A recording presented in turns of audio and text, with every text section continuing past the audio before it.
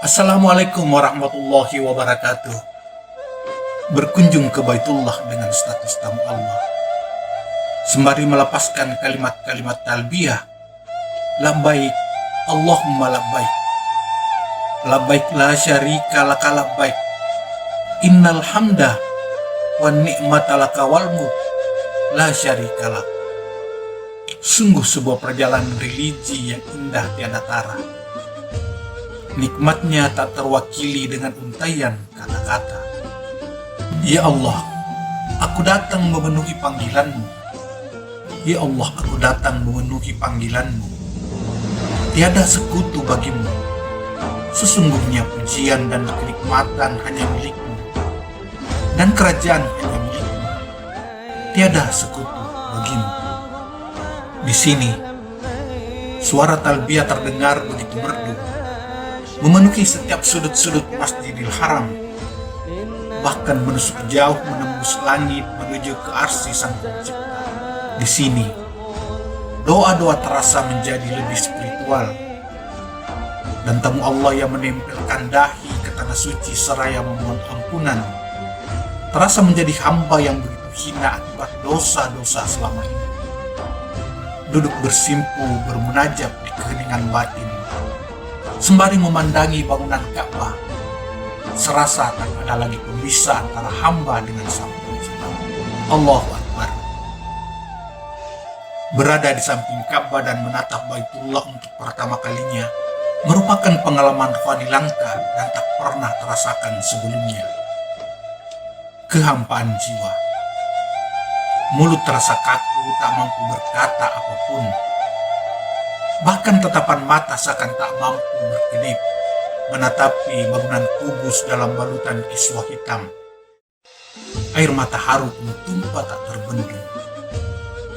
Bangunan yang selama ini hadir dalam setiap salat sebagai kiblat berdiri kokoh penuh karisma, melewati bentangan waktu ribuan tahun sejak pertama kali didirikan oleh malaikat. Bangunan pertama di muka bumi sebagai tempat pertawatan Adam dan Hawa. Tak kala keduanya terhempas dari surga kenikmatan ke dunia penderitaan.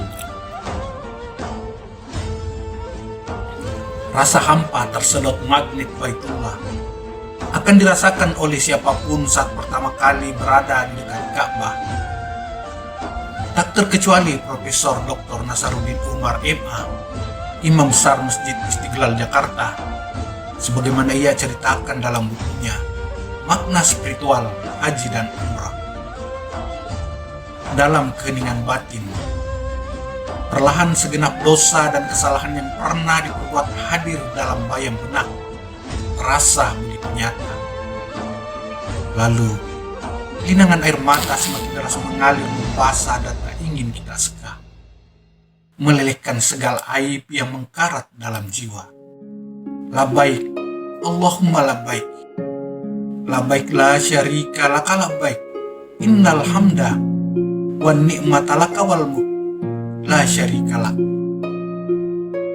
Di bawah lindungan Ka'bah, manusia sebagai makhluk pendosa akan menemukan kepercayaan diri kembali ketika menyerahkan diri sepenuhnya kepada Sang Pemilik Baitul Atiq atau rumah pembebasan. Siapa yang berniat untuk haji dan umroh, maka akan dibersihkan dan disucikan jiwanya, pikirannya, dan segenap suasana batin sehingga kembali bersih dan suci dari dosa seperti bayi. Beribadah di pelataran Ka'bah, di tengah lautan para pencari ampunan, sembari sesekali meneguk segarnya air Zamzam, adalah pengalaman batin yang tidak bisa dirasakan di belahan bumi manapun. Makkah Mubarakah, Mekah yang penuh berkah. Tak terpikirkan lagi tentang perbandingan satu kali salat di samping Ka'bah sama dengan 100.000 kali salat di tempat lain. Semua lebur dan terkalahkan oleh kenikmatan berada di lautan berkah. Labbaik, Allahumma labbaik. Labbaik la syarika laka labbaik.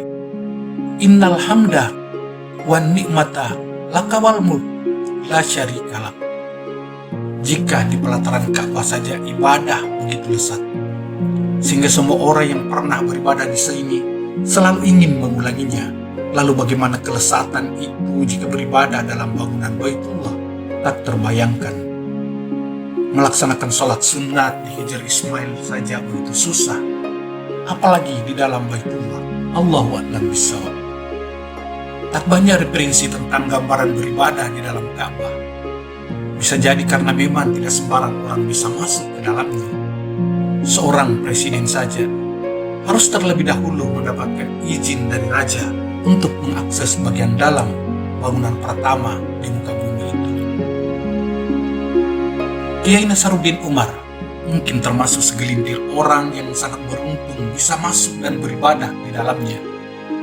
Beliau bahkan tinggal lebih lama di dalam Baitullah dibanding yang lain. Masya Allah.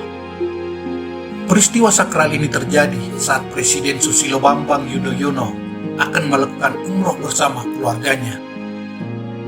Dan Prof. Nasaruddin diminta menjadi entawi atau pendamping. Atas izin Raja Arab Saudi, Presiden SBY bersama keluarga pun berkesempatan masuk ke dalam Ka'bah, termasuk Profesor Nasaruddin sebagai pendamping. Subhanallah. Sama sekali tidak pernah terlintas di benak mantan Wakil Menteri Agama itu akan masuk ke dalam bangunan Ka'bah, kiblat sekaligus pusat gravitasi spiritual yang magnetnya mampu menyedot jutaan umat Islam setiap tahun dari seluruh penjuru bumi. Lazimnya umat Islam yang baru pertama kali melihat langsung Ka'bah. Prof. Nasaruddin pun semula tak tahu harus berbuat apa saat menginjakkan kaki di dalam rumah Allah. Di dalam keheningan bangunan Ka'bah, hanya isak tangis dan air mata haru yang terus mengalir. Mulut seperti membisu tak bisa berucap apapun kata-kata duniawi di tempat ini. Sang kiai bahkan merasa kehilangan materi-materi doa yang selama ini sudah dihafal di luar kepala. Semuanya ditenggelamkan oleh Dia yang Maha Kuasa sekaligus Maha Cinta. Terasa betul kebenaran pernyataan para sufi bahwa jika kita lebih dekat kepada Sang Khalik, maka cahaya dan daya tarik makhluk akan ditenggelamkannya. Dalam kekosongan itulah, tiba-tiba terbesit sebuah doa kecil di benaknya.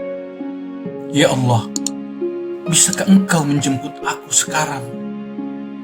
Ya Allah, bisakah Engkau menjemput aku sekarang? Ya Allah, bisakah Engkau menjemput aku sekarang? Di tengah kenikmatan menyantap lezatnya iman, dan di saat ia berada di puncak hidayah karena diperkenankan oleh Allah untuk memasuki rumahnya, sang kiai seolah tak ingin keluar lagi.